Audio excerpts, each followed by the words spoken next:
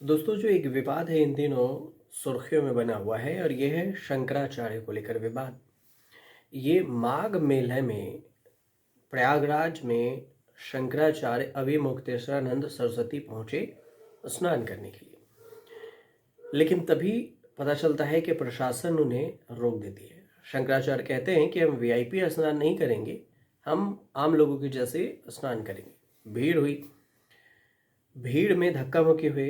Police प्रशासन पर आरोप लगा कि जो शिष्य हैं शंकराचार्य के, उनके शिखा को पकड़कर खींचा गया। पुलिस स्टेशन ले गए, उनके साथ मारपीट की गई। शंकराचार्य धरने पर बैठे और यही विवाद गहराता जा रहा है। पुलिस प्रशासन 2 नोटिस भेज चुकी है।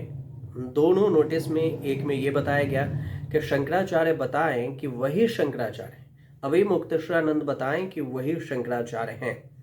तर्क कई तरह के दिए गए। दूसरा नोटिस भेजा गया कि मेला प्रशासन में अशांति फैलाने का काम अभिमुक्तेश्वरानंद सरस्वती ने किया।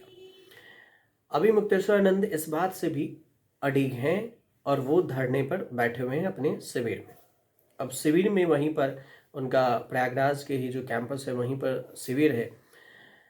लेकिन इस बीच में विवाद बढ़ने के एक सप्ताह हो गया है और एक सप्ताह भर में जो विपक्ष के नेता हैं शंकराचार्य के साथ खड़े हैं।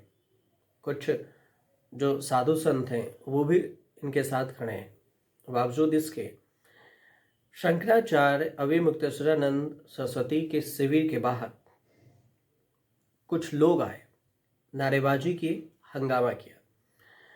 इसके बाद शंकराचार्य का कहना है कि उन पर उनकी जान को खतरा है। उसके बाद उनकी सुरक्षा बढ़ा दी गई और ये सब मौनी अमावस्या के दिन स्नान में रोके जाने की वजह से हुई है।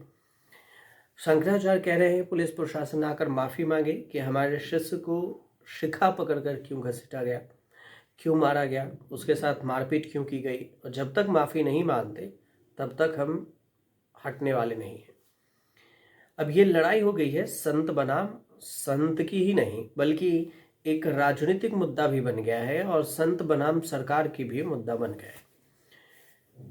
उत्तर प्रदेश के जो सीएम है योगी आदित्यनाथ, वो कालनेमी करके इनका संबोधन कर रहे हैं। कालनेमी राक्षस था, लेकिन नाम नहीं ले रहे हैं। इनडायरेक्ट बिना नाम लिए हुए कह रहे हैं कि कुछ कालनेमी हैं जो धर्म की आड़ में अशांति फैलाने की कोशिश कर रहे हैं। वहीं जो डिप्टी सीएम है केशव प्रसाद मौर्य शंकराचार्य अभिमुक्तेश्वरानंद के सपोर्ट में खुलकर खड़े हैं और वो कह रहे हैं कि इसको ख़त्म किया जाए, ये जो विरोध है उसको ख़त्म करें और शंकराचार्य स्नान करें। हम गलती है तो हम क्षमा मांगते हैं। लेकिन अब इसके बाद जो है शंकराचार्य वर्सेस जो सरकार की लड़ाई थी, इस लड़ाई के बीच में अब योगी वर्सेस केशव प्रसाद मौर्य, इन दोनों की भी चर्चा होने लगी।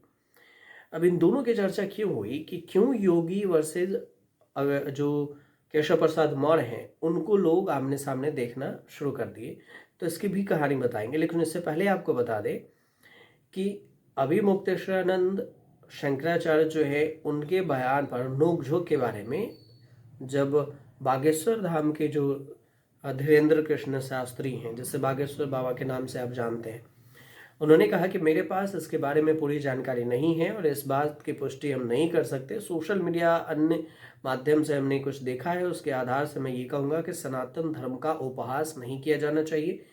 दोनों पक्ष अपने हैं, दोनों सनातनी ही हैं और मेरा मानना है कि दोनों पक्षों को बैठकर समझौता कर लेनी चाहिए। अब इधर से अब बात ये आती है कि जो मायावती हो या अखिलेश यादव हो, कांग्रेस की तरफ से अजय कुमार हो, इन सब ने अभिमुक्तेश्वरानंद का साथ दिया। अब बात आती है कि महामंडलेश्वर रामदास महाराज का कहना है कि शंकराचार्य की पीठ जो है वो भगवान शिव की गद्दी मानी जाती है और उनका अपमान पाप के समान है। तो मुख्यमंत्री योगी आदित्यनाथ से दोषियों पर कार्रवाई करने की अपील की गई है। लेकिन योगी आदित्यनाथ हैं जिनकी पुलिस है कि शंकराचार्य से जिद पर अड़े हुए हैं। अब योगी और केशव प्रसाद मौर्य की बात होती है। तो केशव प्रसाद मौर्य कह रहे हैं कि मैं शंकराचार्य के चरणों में प्रणाम करता हूँ। प्रार्थना ये है कि वह स्नान करें और इस विषय का यहीं पर समाप्त करें। लेकिन अब तक शंकराचार्य जिद पर हैं कि जब तक प्रशासन माफ़ी नहीं मांगेगी वो स्नान नहीं करेंगे, वहीं पर रहेंगे। और जो वो उनके जो शिष्य के साथ ऐसा दुर्व्यवहार किया गया वो कतई भी बर्दाश्त योग और क्षमा योग नहीं लग रहा। अब जो योगी ने कालनेमी कहा, कालनेमी कौन था? तो रामायण में रावण का मामा मारीच का बेटा था। रावण ने जब हनुमान को रोकने के लिए भेजा था तो हनुमान ने उसका वध कर दिया था। और इस वजह से योगी के बयान को लेकर राजनीति और भी गरमाया हुआ है। केशव प्रसाद मौर्य वर्सेज योगी आदित्यनाथ की भी लड़ाई की चर्चा होने लगी है। तो अब जो बात है, तो 2024 के जो चुनाव थे उसमें संक्षिप्त आप समझिए कि केशव प्रसाद मौर्य वर्सेज योगी की लड़ाई के क्या कुछ है। 2024 लोकसभा चुनाव था और इस चुनाव में बीजेपी भले ही उत्तर प्रदेश में पहले के मुकाबले अच्छा प्रदर्शन नहीं की हो, लेकिन जो दो बेल्ट माने जाते थे केशव प्रसाद मौर्य के और योगी आदित्यनाथ की, योगी आदित्यनाथ का जो गढ़ है गोरखपुर के आसपास की सीटें योगी आदित्यनाथ ने बचा ली, जैसे कि गोरखपुर, महाराजगंज, देवरिया, कुशीनगर और बांसगांव की सीटें जीत ली। वहीं पर कौशाम्बी, प्रयागराज, प्रतापगढ़ में बीजेपी हार गई। और ये जो तीनों सीटें हैं केशव प्रसाद मौर्य का असर यहाँ पर माना जाता है।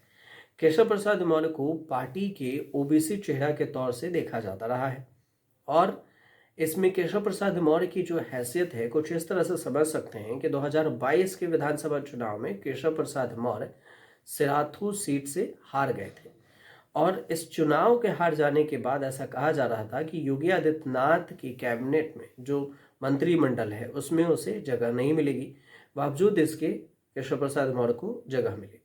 केशव प्रसाद मौर्य को अमित शाह के खास माना जाता है और वहीं पर योगी आदित्यनाथ के विरोधी भी हैं, अमित शाह विरोधी मानते हैं। अब इस हिसाब से देखा जाए तो दोनों के बीच में लड़ाई रही है।